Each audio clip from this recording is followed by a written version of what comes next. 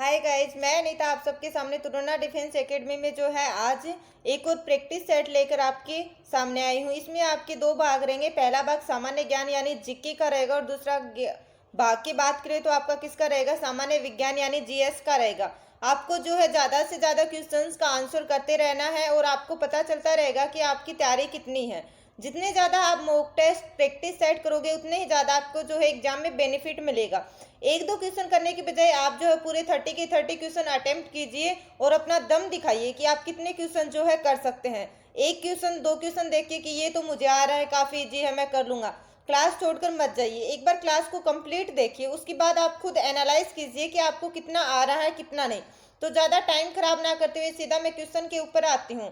तो क्वेश्चन में पहला क्वेश्चन आपको क्या बोल रहा है कि वह कौन सा राज्य है जिसकी उत्तर प्रदेश के साथ साझा सीमा है। यानी ऐसा कौन सा राज्य है जिसकी उत्तर प्रदेश के साथ क्या है, सामा सीजा है, साथ साझा सीमा नहीं लगती है। यानी वह कौन सा राज्य है जिसकी उत्तर प्रदेश के साथ साझा सीमा नहीं लगती है। इसके लिए आपको चार ऑप्शन दे रखे हैं, बिहार, झारखंड, राजस्थान और पंजाब।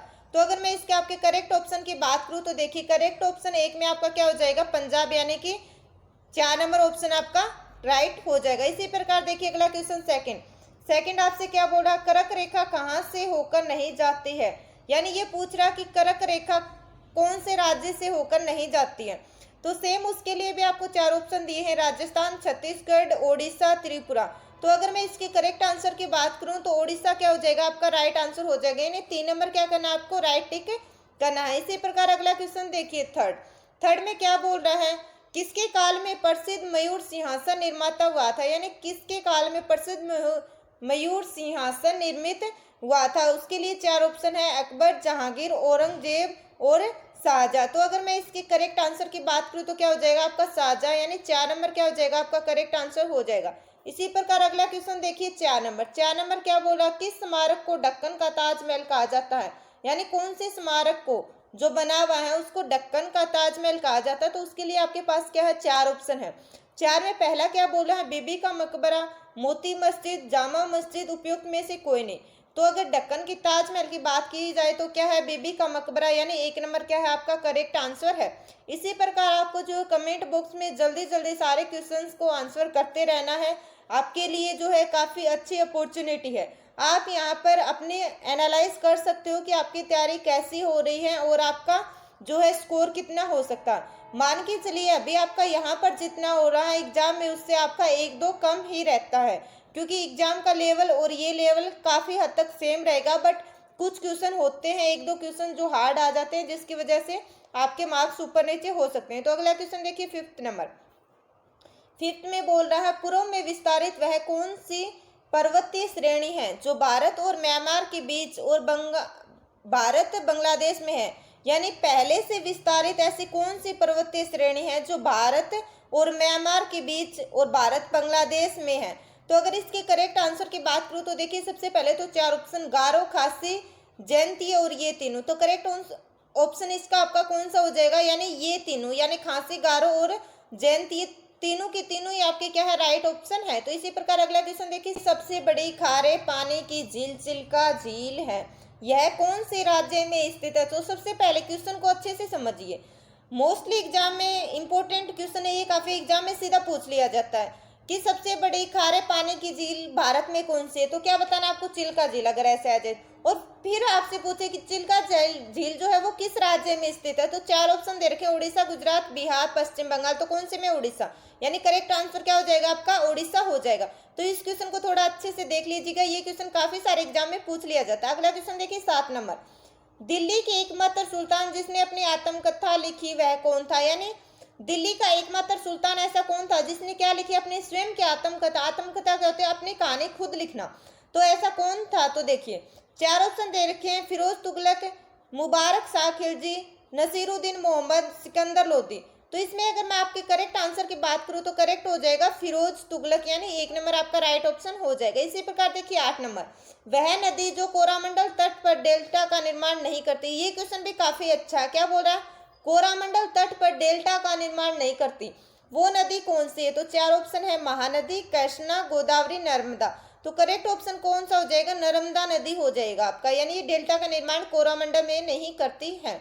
अगला क्वेश्चन देखिए 9 नंबर क्या बोल रहा है, निम्नलिखित में से कौन सा भारत का जैव रिजर्व नहीं है, यानी कौन सा भारत का जैव रिजर्व नहीं है पूछ रहा। 4 ऑप्शन दे रखे, मानस, कोकण, दिहांग दिबांग और मन्नार की खाड़ी। तो देखिए अगर मैं इसके करेक्ट आंसर की बात करूं तो इसका करेक्ट आंसर क्या हो जाएगा, कोकण, यानी कोकण किस में देख लीजिए सेकंड में, तो करेक्ट ऑप्शन सेकंड टिक कर देना है। अब देखिए 10 नंबर, भारत में निम्नलिखित में से किस राज्य में वन्य जीव संरक्षण अधिनियम लागू हुआ। काफी अच्छा क्वेश्चन है, मोस्ट इंपोर्टेंट क्वेश्चन है, यानी कि किस वर्ष वन्य जीव संरक्षण अधिनियम लागू हुआ, लागू होने की बात कर रहा है। तो लागू कब हुआ था आपका 1972 में। तो करेक्ट आंसर क्या आ जाएगा, ए नंबर आपका राइट आंसर हो जाएगा। इस क्वेश्चन को भी थोड़ा ढंग से देख लीजिएगा। आगे देखिए 11 नंबर क्या बोल रहा है, किस भाषा को मुगल शासकों द्वारा अधिक प्रोत्साहित किया गया। इसमें 4 ऑप्शन है, उर्दू, फारसी, हिंदी, अरबी। तो अगर मैं इसके करेक्ट आंसर की बात करूं तो फारसी क्या हो जाएगा आपका राइट आंसर हो जाएगा, यानी 2 नंबर आपका राइट ऑप्शन है। अगला क्वेश्चन देखिए 12 नंबर, किसने संपत्ति निष्कासन के सिद्धांत की वकालत की, यानी जो संपत्ति निष्कासन, यानी निष्कासन का मतलब होता है निकालना, कि संपत्ति से निकालने के सिद्धांत की वकालत किसने की थी। 4 ऑप्शन है, आर.सी. दत्त, रामकृष्ण गोखले, दादाबाई नौरोजी। तो अगर मैं इसके करेक्ट ऑप्शन की बात करूं तो करेक्ट ऑप्शन आपका क्या हो जाएगा, दादाबाई नौरोजी, यानी कि 2 नंबर क्या होगा आपका राइट आंसर हो जाएगा। इसी प्रकार देखिए अगला क्वेश्चन, अगले क्वेश्चन की बात की जाए तो अगला क्वेश्चन देखिए आपसे क्या बोल रहा है, 13 नंबर बोल रहा है, भारत में जब पहली भारतीय रेल सेवा का आरंभ किया तब भारत के गवर्नर जनरल कौन थे, यानी गवर्नर जनरल पूछ रहा है, और कब जब भारत में पहली रेलगाड़ी सेवा चली थी या आरंभ हुई थी। तो 4 ऑप्शन है, Warren Hastings, Lord Dalhousie, Lord Curzon, William Bentinck. तो इसका करेक्ट आंसर कौन सा हो जाएगा आपका सेकंड नंबर, यानी लॉर्ड डलहौजी के टाइम जो है पहली रेल सेवा प्रारंभ की गई थी। आगे देखिए अगला क्वेश्चन, अगला क्या बोल रहा है आपसे 14 नंबर बोल रहा है कि भारतीय राष्ट्रीय कांग्रेस की स्थापना वर्ष कौन सी वर्ष में हुई थी, यानी भारतीय राष्ट्रीय कांग्रेस की स्थापना पूछ रहा है। उसके लिए आपके पास 4 ऑप्शन दे रखे हैं। तो अगर मैं बात करूं भारतीय राष्ट्रीय कांग्रेस की स्थापना की, तो भारतीय राष्ट्रीय कांग्रेस स्थापना हुई थी 1885 में, और ये है 2 नंबर में, तो टिक मार्क करना आपको 2 नंबर को। अगला क्वेश्चन देखिए, एम के गांधी के राजनीतिक गुरु कौन थे। काफी अच्छा क्वेश्चन है, इंपोर्टेंट क्वेश्चन है, यानी एम के गांधी के राजनीतिक गुरु की बात की जा रही है, और 4 ऑप्शन दे रखे हैं, आर.सी. दत्त, राजा राम मोहन राय, गोपाल कृष्ण गोखले, दादाभाई नौरोजी।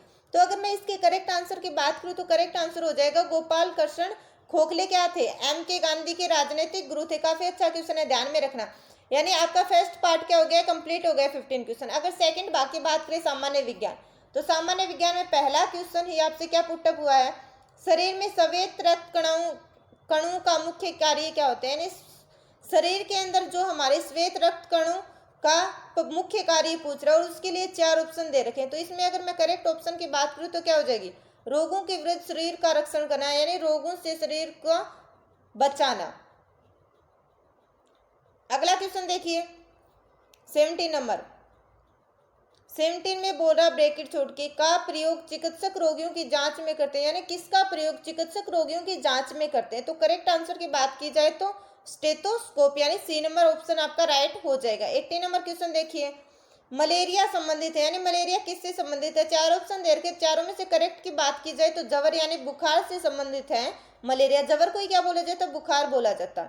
आगे देखिए 19 नंबर, रक्त शर्करा स्तर को नियंत्रित करने वाला हार्मोन है, यानी रक्त शर्करा स्तर को नियंत्रित करने वाला हार्मोन पूछ रहा है, और 4 ऑप्शन दे रही है, एड्रेनलिन, ग्लूकागोन, नोर एड्रेनलिन और इंसुलिन। तो करेक्ट आंसर की बात करूं 19 में तो क्या हो जाएगा, इंसुलिन, यानी आपका राइट ऑप्शन क्या हो जाएगा, 1 नंबर आपका राइट ऑप्शन हो जाएगा। इसी प्रकार देखिए अगला क्वेश्चन 20 क्या पूछ रहा है, मछलियां श्वसन करती हैं, यानी मछलियां सांस कैसे लेती हैं, उसके लिए पूछ रहा है, और 4 ऑप्शन दिए, फेफड़ों द्वारा, कर्ण द्वारा, नाक द्वारा, गलफड़ों द्वारा।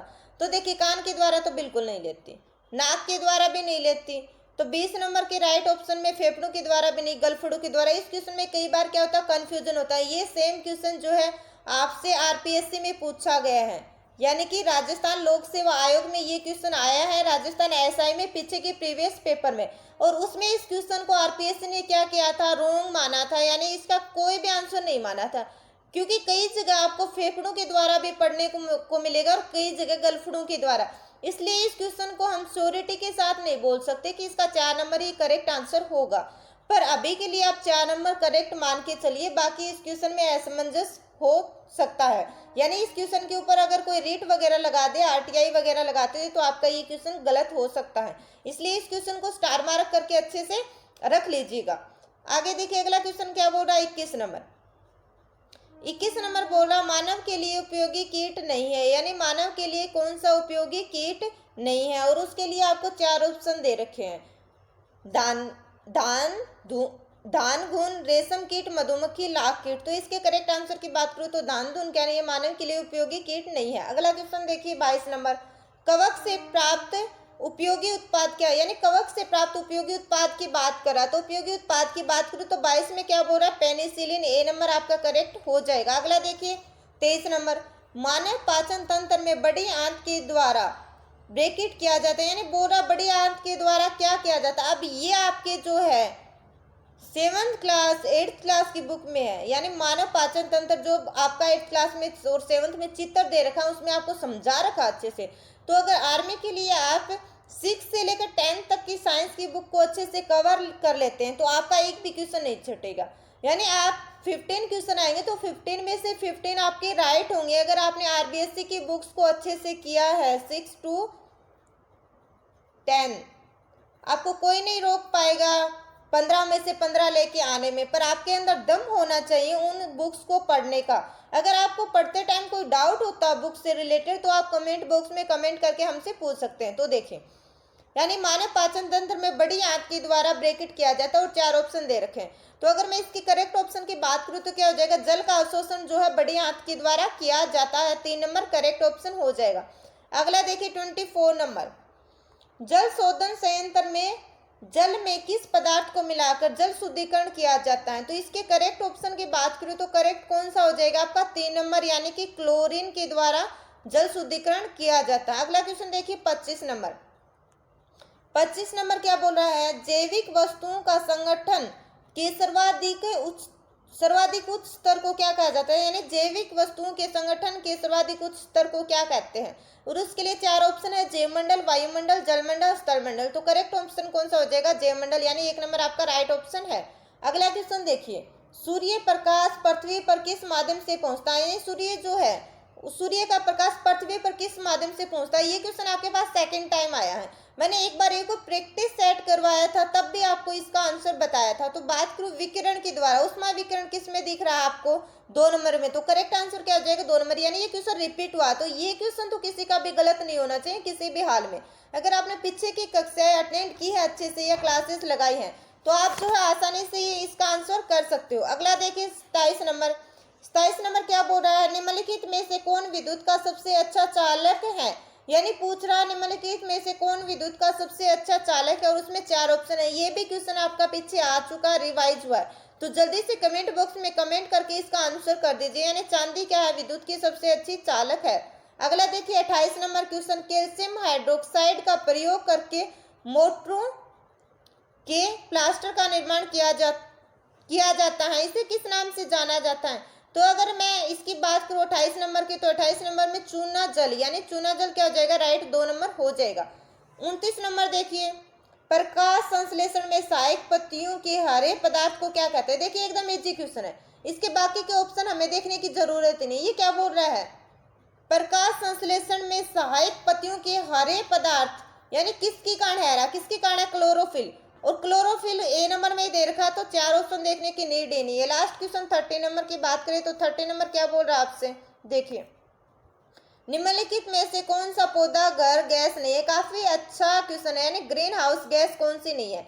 ग्रीन हाउस गैस के लिए मैंने अच्छे से एक छोटी सी ट्रिक भी बता रखी है आपको, तो आप क्लास में जाके देख सकते हैं। तो इसमें बात करूँ कौन सी ग्रीन हाउस गैस नहीं है, ये क्वेश्चन भी आपका रिपीट हुआ, पहले आ चुका। तो 30 में कौन सी हो जाएगी, हीलियम आपकी ग्रीन हाउस गैस नहीं है। मेथेन है, यानी ये रोंग है, ये है कार्बन डाइऑक्साइड, नाइट्रस ऑक्साइड, यानी ए नंबर करेक्ट ऑप्शन हो जाएगा। इस तरह से आपको 30 क्वेश्चन देखने को मिले। आपको पता होगा कि आपका लेवल क्या है। अगर आपने अच्छे से पूरा सीरियस होकर अगर आपने पढ़ाई की है और सीरियसली आप क्लास को लगाते हैं, तो आपको डेफिनेटली जो है काफ़ी ज़्यादा फायदा मिलने वाला है। देखिए यहाँ पर आपसे क्लासेस लेने के या मॉक टेस्ट लगाने के, प्रैक्टिस सेट सोल्व करवाने के कोई पैसे नहीं लिए जा रहे।